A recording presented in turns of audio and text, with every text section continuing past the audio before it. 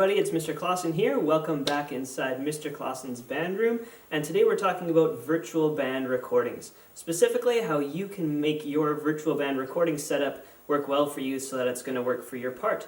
Let's say your band teacher has said, okay, we're going to do a virtual band project. Everybody, you need to record your part at home and send it to me so that we can put it all together and edit it so that we have a nice virtual band at the end. There's a few things that you need to keep in mind to ensure that your setup is going to allow you to get a good product. So without further ado, let's get into it.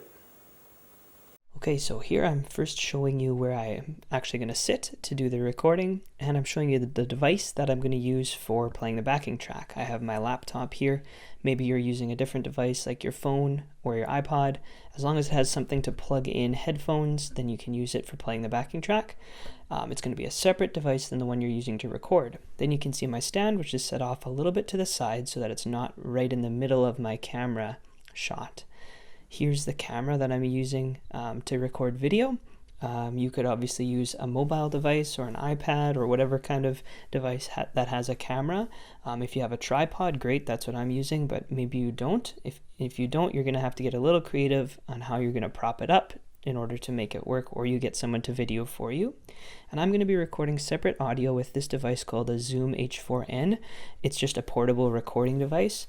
It's always best to have a secondary device to record audio because it will be higher quality audio than just your camera or your phone or whatever you're using for video. Maybe you can borrow one from a band teacher, maybe you have a mic at home. It's not required, but it's always better quality audio.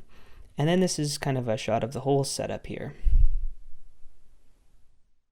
So a couple of quick tips. First, you need to use the backing track or a metronome or whatever.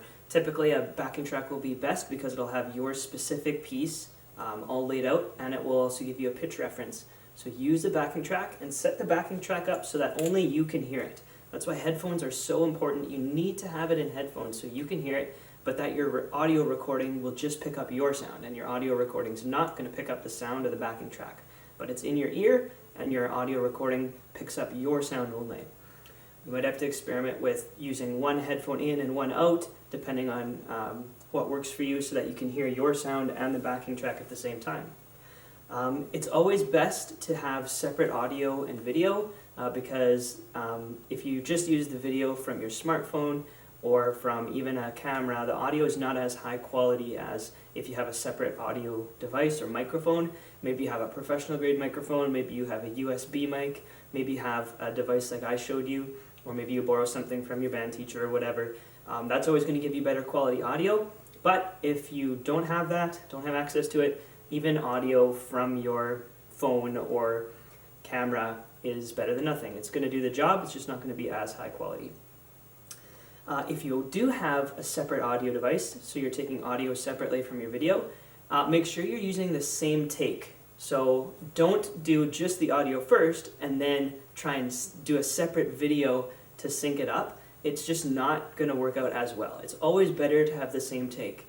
So to do video and audio recording at the same time, that way you have the exact same take for audio and video. It's a lot easier to match them up later that way. Okay, so you've done your recording, you've got your audio and video, and you're ready to send your file. How do you do that? Well, depending on how long your piece is, your video file is probably going to be pretty large. Even a couple of minutes of video is going to be into the hundreds of megabytes, likely, depending on what kind of camera you're using. So you won't be able to just email that. It's going to be too big for that, so you need to find another way to send it.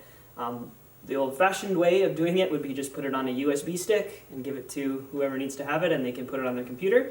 But there's lots of other options now as well. WeTransfer is the best option that I've found. I've used it in different projects, and WeTransfer is totally free. It's online, so you just go to wetransfer.com, wetransfer.com, and you can send up to 2 gigabytes, which should be plenty of space for most projects.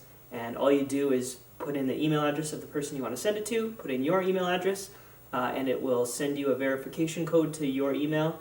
You input the verification code, and then you upload your file, and then it sends it to whoever you're sending it to, and they have a link to download it. It works really well. You just have to make sure that you have to have a good internet connection for the file upload to be successful, but other than that, it's very seamless. Of course, you can use other file sharing services like Google Drive or Dropbox, and there's other ones too. These work as well. You just need to be aware that you're not going to be able to actually email that file. It's just going to be too big. And if you have separate audio and video files, then you just send both of them of the same take. Remember we talked about the audio and video. And if you just did it all in one device, then you just have one video file which has audio in it as well. So that was a little bit of tips for recording a virtual band part. Hope it was helpful for you. If there's any other questions, feel free to email me. My email is in the description below. And feel free to let me know of any other video ideas you have that would be helpful in the future. Hope you have a great day, everyone. Take care.